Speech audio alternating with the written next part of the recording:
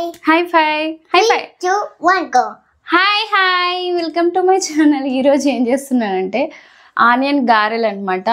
అంటే వడలు మీరేమంటారు అంటే మినపప్పుతో చేస్తాం కదా అవి. తెలంగాణలో అయితే వాటిని వడలు అంటారు, ఆంధ్రాలో అయితే గారెలు అంటారు. ఓకే, అవి స్పెషల్ గా చేసేస్తున్నాను. చాలా సింపుల్ అండి, చాలా సింపుల్ గానే చేస్తాను నేను అన్నమాట. హెవీగా చేయను అసలుకి. అయితే ఇది మనం పిండి అది మినపప్పు నానబెట్టేసుకుంటాం కదా. ఇది చూడండి, ఈ మినపప్పు పొట్టు ఉంటుంది కదా, ఆ పొట్టు ఉన్న మినపప్పు అనమాట. అందుకే ఈ కలర్ ఉంది. మంచిగా నానబెట్టుకున్న పప్పుని నేను గ్రైండర్లో రుబ్బేశాను.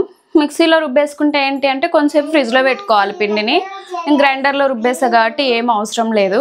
ఓకే, సోడా అట్లాంటివి ఏమీ వేయనండి. చూడండి, ఈ పిండి లోపల కొంచెం సాల్ట్, పచ్చిమిరపకాయలు, కట్ చేసుకున్న కరివేపాకు అనమాట. మా బాబు సాల్ట్ వేస్తాడు ఇందులో. కొంచెం కొత్తిమీర, ఆనియన్స్ ఎక్కువ వేసుకుంటే చాలా బాగుంటుంది. ఇంతే, ఆయిల్లో డీప్ ఫ్రై చేసేసుకోవడమే. చూద్దాము. ఇప్పుడు గ్యాస్ ఆన్ చేసేస్తున్నాను. ఆల్రెడీ నేను ఫ్రై చేసి పెట్టా అనమాట. వీడియో చేయడం కోసం అనేసి నేను ఇప్పుడు చేస్తున్నాను మళ్ళీని. ఆయిల్ హీట్ అయ్యేసరికి మనం ఇవన్నీ కలిపి పెట్టేసుకుందాము. ఓకేనా? చూడండి, చక్కగా సాల్ట్ వేసేసుకోవాలి.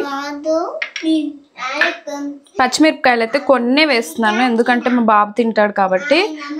ఎక్కువ కారం ఉంటే ఇంకా తినడు. ఆనియన్స్ వేసిన తర్వాత బాగా ఎక్కువ కలపకూడదు, వాటర్ వచ్చేస్తుంది అనమాట ఆనియన్స్ లోపల నుంచి. కరివేపాకు, కొత్తిమీర, అంతే. ఇవన్నీ కలిపేసుకోవాలి. మనం రుబ్బుకునేటప్పుడే ఎక్కువ వాటర్ వేయకూడదు అనమాట. మనం వాటర్ ఎంత తక్కువగా వేసి రుబ్బుకుంటే చక్కగా వడలు వస్తాయి. మంచిగా హోటల్లో తినే కన్నా ఇంట్లో హెల్తీగా చేసేసుకోవచ్చు. చాలా సింపుల్ అండి, ఎవరైనా చేయొచ్చు. వంట రాని వాళ్ళు కూడా చేసేయచ్చు. మంచి ప్లఫీగా వస్తాయి. నేను ఆల్రెడీ చేశాను, మళ్ళీ మీకు చూపిద్దామని చేస్తున్నాను. ఓకే, వడలు వేయడం కోసం ఫస్ట్ మనం టెస్ట్ చేసుకోవాలి. ఎప్పుడైనా గుర్తుపెట్టుకోండి, కొంచెం వడపిండి తీసి ఇందులో వేస్తే అదండి పొంగుతుంది కదా.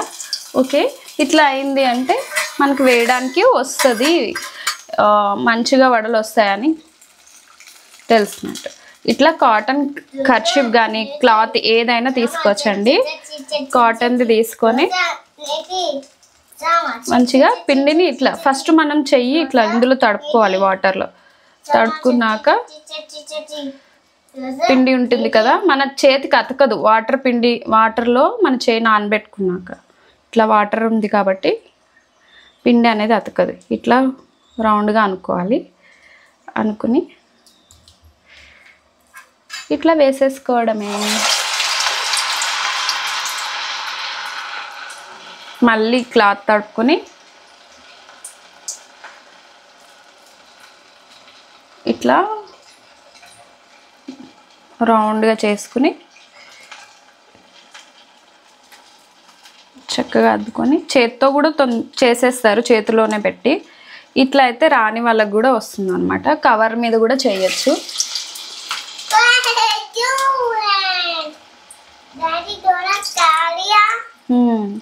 మా బాబు డోనట్ అని ఫీల్ అవుతాడు దాన్ని, వడల్ని. ఓకే,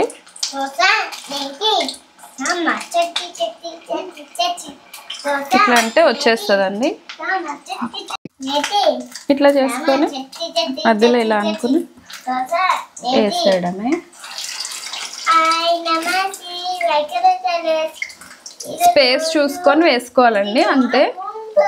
వెంటనే కదపకూడదు, ఎందుకంటే అది బేస్కి అతుక్కుపోతుంది అనమాట. గిన్నె బేస్కి అతుక్కుపోతుంది.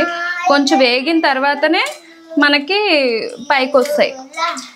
ఇంకోండి, కలర్ చేంజ్ అయిపోయింది కదా, మంచి బ్రౌన్ కలర్ రాగానే తీసేసి నార్మల్ బౌల్లో వేసేసుకోవాలి ఫస్ట్. ఎందుకంటే ఇది చాలా హీట్ ఉంటుంది, మనకి ఆయిల్ ఎక్కువ ఉంటుంది. వెంటనే మనం టిష్యూ పేపర్లో వేయాల్సిన అవసరం లేదు. మనకు అది కొంచెం టైం అవ్వగానే ఇలా బౌల్ రెడీ చేసుకోవాలి. టిష్యూస్ ఇట్లా పెట్టేసి దీంట్లోకి మనం ఇవి కొంతసేపు ఒక 3-4 మినిట్స్ తర్వాత ఇందులో ఇట్లా వేసేసుకోవాలి. అప్పుడు ఆయిల్ అనేది అబ్జర్వ్ చేసేసుకుంటే టిష్యూ అంతే. జరుగురా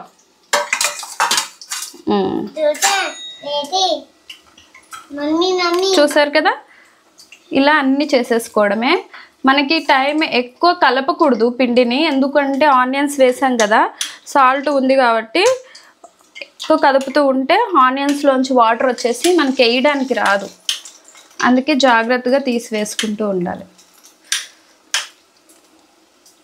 అందుకే వాటర్ మనము వేసేటప్పుడు అద్దుకుంటున్నాం కదా, ఈ వాటర్ కూడా ఎక్కువ పెట్టుకోకూడదు, ఎందుకంటే పిండి లూజ్ అయిపోతుంటుంది. ఇలా మనకి గారె షేప్ రాకుండా పోతుంది అనమాట. అందుకని ఎక్కువ వాటర్ అద్దుకోకుండా జాగ్రత్తగా వేస్తూ ఉండాలి. ఫస్ట్ గారె మనం ఎంత కాన్సన్ట్రేషన్తో వేసామో లాస్ట్ వరకు వేయగలిగితేనే అన్నీ పర్ఫెక్ట్గా వస్తాయి అన్నమాట. చాలా ప్రొఫెషనల్గా చెప్తున్నాను కదా, అంతేం రాదండి బాబు, నేర్చుకున్నాను సింపుల్గా. అంతే, నిండింది కదా, కొంతసేపు మనం వదిలేసుకోవాలి. ఆ కొంతసేపు ఏం చేయాలి, దీన్ని క్లాత్ని వాటర్లో వేసేయాలి. చూసారు కదా, ఇటు వన్ సైడ్ కాలింది, మనం ఇలా మెల్లగా టర్న్ చేసుకోవాలి, ఇంకో సైడ్కి తిప్పుకోవాలి, అంతే. ఇప్పుడు స్టార్టింగ్ వేయంగానే బేస్కి ఇట్లా కింద అతుకుపోతాయి, తర్వాత అది కొంచెం మనం ఇలా కదిపితే పైకి వచ్చేస్తాయి. వచ్చిన తర్వాత మళ్ళీ కొంచెం టైం ఇచ్చి మనం ఇలా తిప్పుకుంటే చాలా అనమాట, చక్కగా తిరిగిపోతాయి అన్నమాట. హోటల్ కన్నా చాలా టేస్టీగా వస్తాయి. మనం సోడా అలాంటివి వేయాల్సిన అవసరం లేదండి, చక్కగా ఉబ్బుతాయి. చూడండి ఎంత బాగా ఉబ్బుతాయో, మంచి నీట్గా వస్తాయి. చాలా సింపుల్, టేస్ట్ అయితే అదిరిపోతుంది. మన ఇంట్లో చేసుకుంటా కాబట్టి ఇంకొన్ని ఎక్కువే తినచ్చు హ్యాపీగా. చూడండి వేగిపోయాయి కాబట్టి స్లోగా ఒక్కొక్కటి తీసేయాలి. గ్యాస్ సిమ్లో పెట్టుకోవాలి తీసేటప్పుడు. హై ఫ్లేమ్ పెట్టేసుకున్నారనుకోండి, మనం తీసేవి తీస్తుంటాం, అన్నీ మాడిపోతూ ఉంటాయి. చూడండి చక్కగా కలర్ వచ్చాయి. అంత నీట్ షేప్ రాలేదు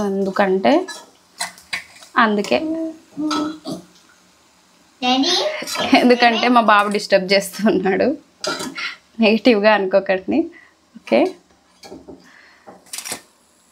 ఒక 2-3 సెకండ్స్ వదిలేసేయాలి. వదిలేసిన తర్వాత వేయాలి. ఎందుకు వదిలేయాలని చెప్తున్నాను అంటే, ఈ ఆయిల్ ఉంటుంది కదా, ఈ గిన్నెలో ఉన్న ఆయిల్ అంతా మళ్ళీ ఇందులో వచ్చేస్తుంది. మనకి టిష్యూలో ఎక్కువ పడిపోయి మొత్తం ఆయిల్ అనిపిస్తుంది, అంటే గారె నూనె వాసన వచ్చినట్టు అనిపిస్తుంది. అందుకనే ఏం చేయాలి, కొంతసేపు మనం ఈ గిన్నెలోనే వదిలేసి తర్వాత మనం టిష్యూ మీద వేసుకుంటే ఆయిల్ అబ్జర్వ్ చేసేసుకొని చాలా క్రిస్పీగా ఉంటాయి. చూడండి గారెలు సూపర్ ఉంటాయి.